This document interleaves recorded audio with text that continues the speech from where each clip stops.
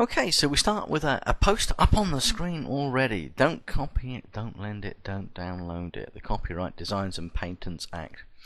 Copyright Designs and Patents. I'm going to put up here CDP Act. I can't be bothered to write it out in full because I'm sure that you guys can read. Don't copy it. Actually, that's not always true. There's a couple of exemptions to this. First of all, I think most of you probably understand the basic premise that if you buy a piece of software and then you copy it and intend to give it to somebody else, then you're breaking the law. But in fact, you can copy some software. You can copy it, even like Microsoft software, if you're going to use it simply as a backup copy. So if, for example, you buy a copy of Microsoft Office, and then you copy that disk, but you do not distribute it. You can basically argue, well, hold on a minute, I've just copied the disk because in case I get a scratch on one of them, I've got a reserved copy. That's no problem. So you can get yourself a backup copy. So that's not a problem. There are bits of software that you can copy as well. For example, most of you guys probably use a computer that uses Microsoft Windows as its operating system. But there is an operating system out there called Linux, a particular version of it called Ubuntu, which most people tend to use. But this is known as freeware, sometimes known as open source software. And you can copy that. That's no problem at all. You can't claim it's your own. You can't claim that you wrote it or created it. But certainly, that's fine if you want to copy that. Be my guest. You're not breaking any law because it's open source freeware software. That's the whole point of it. You're allowed to copy it. I think if we look at the concept of copying, as a rule, if it's what we call proprietary software, then as a rule, yeah, you're best not to copy it. But if you're just doing it as a backup, or if it's open source freeware stuff, then that's fine. Don't lend it. Well, that's the basic. I think that's pretty obvious, really, isn't it? If you've got a copy of Office and then you say to someone, "Oh, you can go install it on your machine as well," then quite frankly, you're actually both breaking the law. And the reason why that you're both breaking the law is one, you're lending it, and the other person is actually installing it, but they don't have a license. They're installing it without a license. Okay, so by lending it, you're actually both breaking the law. Don't download it. Once again, this is kind of a new one. This only really has been obviously available since the internet came around. But I'm sure that some of you are probably aware of something called torrents. You may use something like LimeWire, which I wouldn't. It's full of viruses and stuff for all I know, and spyware and malware. Or you may use something. I think the one popular one is Pirate Bay. And these are websites where you can actually download complete programs and install them on your computer. The problem with using torrents is, one, obviously it's illegal. But two, you can't be guaranteed that what you're downloading does not have spyware or malware attached to it. Okay, you can never be absolutely 100% sure. But downloading, of course you can download any sort of Linux and all that. That's no problem. You can download that. It's as long as it's freeware, you can download. If it's shareware, you can download the trial. That's no problem. And of course, if you download stuff and pay for it, then that's no problem as well. But I just wanted to illustrate to you the fact that torrents exist anyway. And if you want to use them, that's up to you. Interestingly enough, if I just move over a page, it is estimated that 27% of all software on computers is what we refer to as being pirate software. In other words, the people that are running it don't have a license for it. That's in the UK, by the way. I was actually quite surprised because I thought it would be a lot more. Be pleased to know that I've got a full license for all the things that I'm running here. So yeah, interestingly enough, so you're probably thinking, oh, let's be honest about it. I would imagine that probably 90% of you watching this now probably have got a piece of crooked software on your system. So, what's the punishment that you could go down for? Well, in fact, the fines are unlimited. It's an unlimited fine. Yes, indeed. Now, to be honest with you, let's be realistic here. If you've got a bent copy of Microsoft Office, Microsoft are not going to come down and sue you for millions. It's not going to happen. In fact, the reality is, if we're really honest about it, they're probably not interested in the average home user with a couple of copies of bent stuff. Not that I'm condoning it, but that's the reality. What they're really going to be after are the big players in the industry who are distributing software. Normally, they often say they're criminal gangs. Interestingly enough, it's unlimited fines, and there is the possibility of you going to prison.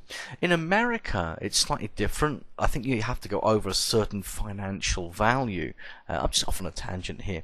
I think in the USA, I've got a feeling it's something like you have to have, I may be wrong, but I think it's $100,000 worth of stuff. I might be wrong. It might be 10,000. I knew it was one and something like that. In places like Thailand, interestingly enough, you can buy Microsoft Office for $4, because in Thailand they don't have any piracy rules. There's no law about piracy in Thailand. So this is what I've heard anyway. But if you buy it in Thailand and then you say, okay, $4, I'll bring it back to the UK, you're still installing it in the UK, and you are still in breach of the Copyright Designs and Patents Act in the UK, and therefore you have the potential for unlimited fines and prison. What I think I would like to dwell upon is licensing. And this is one that licenses. When you buy a copy of Microsoft Office, they will give you a single user license. Now, often we get asked the question, if I have at home, I've got a desktop, and I've got a laptop, and let's say I've got a netbook, would I be breaking the law if I put Microsoft Office, I put MO here, on all three of those machines? And the answer is no, I wouldn't be breaking the law.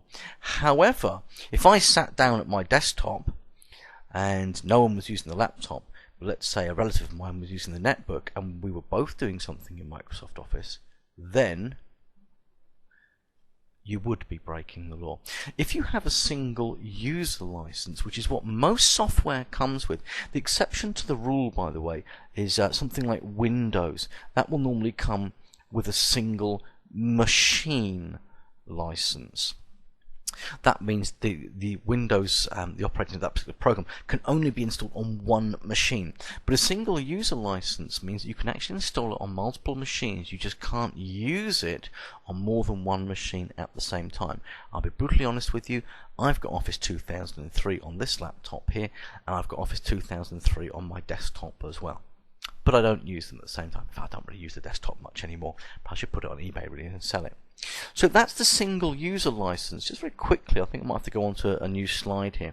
You can probably work out, I'm not even sure this is on the spec of the WJEC, but I thought we may as well deal with it now. You can have a multi-user license, or, and particularly in schools it's referred to, you can have a site license. Now a site license means that you can put on all the machines owned by the school. That's why teachers can take it home on the laptops. If a teacher brings their own laptop and says, I'm using it for school, the network manager can't put, let's say, Microsoft Office onto their machine unless they buy a license. If the machine, the laptop that's been given to the teacher, is owned by the school, then yes, that's no problem, because the laptop doesn't belong to the teacher, it belongs to the school. A multi-user license, I'll give you an example of this. We have at my school, we have a 30-user license, 30-user license for Comic Life. And what happens is, it's very rarely used, to be honest with you, but I do actually have it installed in 2 classrooms, and those classrooms both have, funnily enough, 30 machines in them. But the reality is that it's only used by our year 8, and during any particular week there are not 2 year 8 classes at the same time. in the different rooms. So at no point will there ever be more than 30 machines running it. So even though we buy a 30 user license, we can install it on more machines as long as we are confident that it wouldn't be used by more than 30 machines at any one time. I could in fact ask my network manager to write a script so that if the 31st machine tried to open up Comic Life, it would actually trigger a message saying you can't use this program at this moment in time. The reality is that we don't do that because it's never going to happen in our school.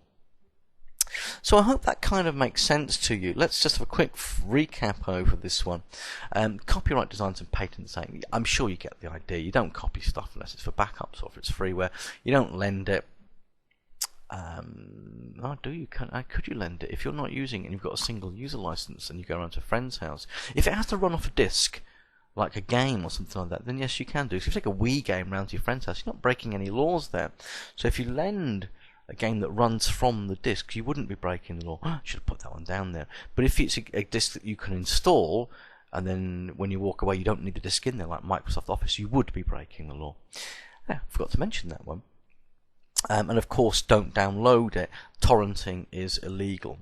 The reality is that even though we did mention here there are unlimited fines and potentially prison, the reality is that an individual user in the home is unlikely to be prosecuted. It's normally the criminal gangs that sell hooky software that would normally get that sort of thing. And hooky software in Thailand is not illegal, but installing it here. Anyway, single user license, the biggest thing.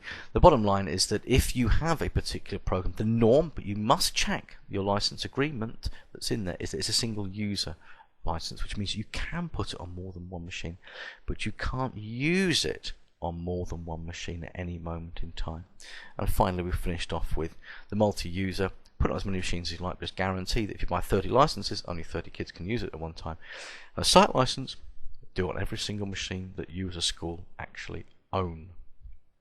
Okay, that's pretty much it. I hope it all made sense.